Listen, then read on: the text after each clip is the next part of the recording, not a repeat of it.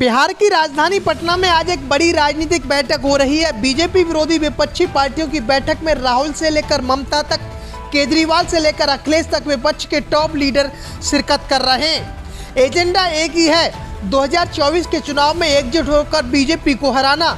और सुगबुगाहट है कि 450 सीटों पर विपक्ष 1:1 फॉर्मूले से बीजेपी को चुनौती देगा, यानी बीजेपी कैंडिडेट के खिलाफ विपक्ष की ओर से सिर्फ एक कैंडिडेट उतारा जाएगा। हालांकि इस फॉर्मूले की सबसे बड़ी चुनौती है सीटों का बंटवारा, यानी कितनी सीटों पर किस पार्टी का कैंडिडेट लड़ेगा। विपक्षी दल 2024 के लोकसभा चुनाव में बीजेपी के खिलाफ 1:1 फॉर्मूले के तहत उम्मीदवार उतारने की तैयारी कर रहे हैं। दरअसल बता दें, जब किसी मजबूत पार्टी के उम्मीदवार के खिलाफ बाकी सभी विपक्षी दल अपना सिर्फ एक उम्मीदवार उतारते हैं तो इसे 1:1 का फॉर्मूला कहा जाता है। बीजेपी के खिलाफ ममता बनर्जी का फॉर्मूला क्या है वह हम आपको समझाते हैं।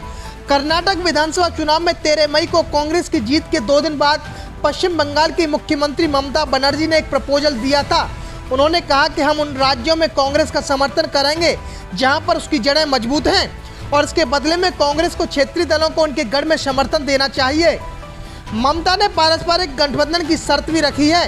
उन्होंने कहा कि यह नहीं हो सकता कि हम यानी कि तृणमूल कर्नाटका में हम आपको समर्थन दें और आप बंगाल में तृणमूल के खिलाफ लड़ें। अगर आप कुछ अच्छा हासिल करना चाहते हैं तो आपको कुछ क्षेत्रों में त्याग करना पड़ेगा। ममता के पास अन्य राज्यों और पार्टियों के लिए भी प्रपोजल है।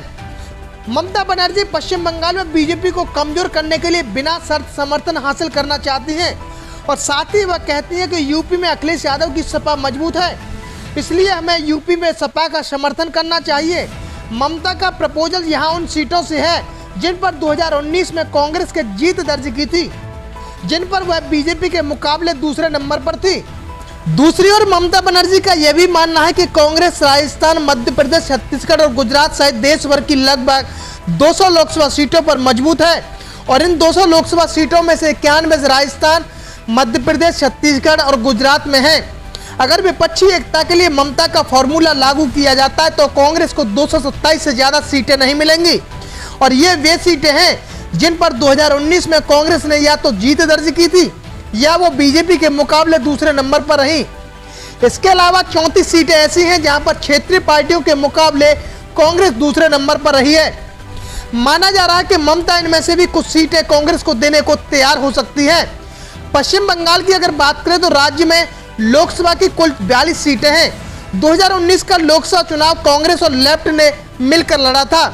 सिर्फ 3 सीटों को छोड़कर यह चुनाव तृणमूल बनाम बीजेपी हो गया था। इन 3 सीटों में से कांग्रेस 2 ही जीत पाई और उसका कुल वोट शेयर भी घटकर 4.76% हो गया, यानी ममता फॉर्मूले के हिसाब से कांग्रेस को यहां भी सिर्फ 2 सीटें मिलेंगी। अब यूपी की अगर बात करें तो यूपी में लोकसभा की कुल 80 सीटें हैं।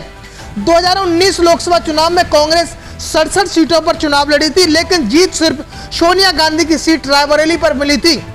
वहीं 3 सीटों पर पार्टी दूसरे नंबर पर रही थी, यानी ममता के फॉर्मूले के हिसाब से कांग्रेस को यूपी में सिर्फ 4 सीटें मिलेंगी।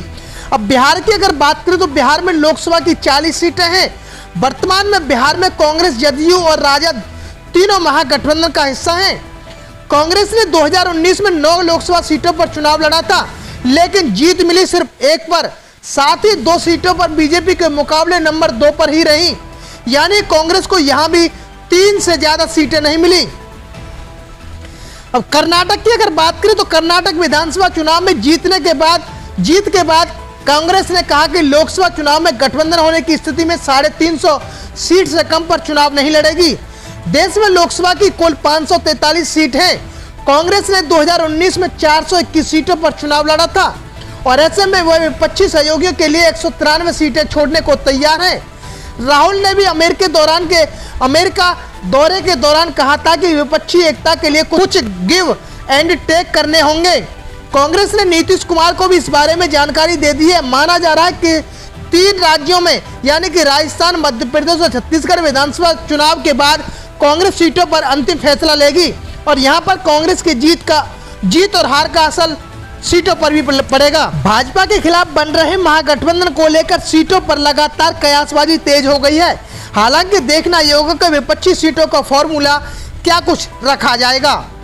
इस खबर को देखने के बाद क्या है आपकी राय, नीचे दिए गए कमेंट बॉक्स में दीजिए अपनी राय। ऐसी तमाम बड़ी खबरों को देखने के लिए जुड़े रहिए हमारे साथ। खबर अच्छी लगे तो लाइक कीजिए और शेयर कीजिए, और हाँ, चैनल को सब्सक्राइब कर घंटे वाली बटन को दबाना ना भूलिए। फिर आते हैं आपके बीच कुछ खास खबरों के साथ। तब तक के लिए नमस्कार, जय भीम।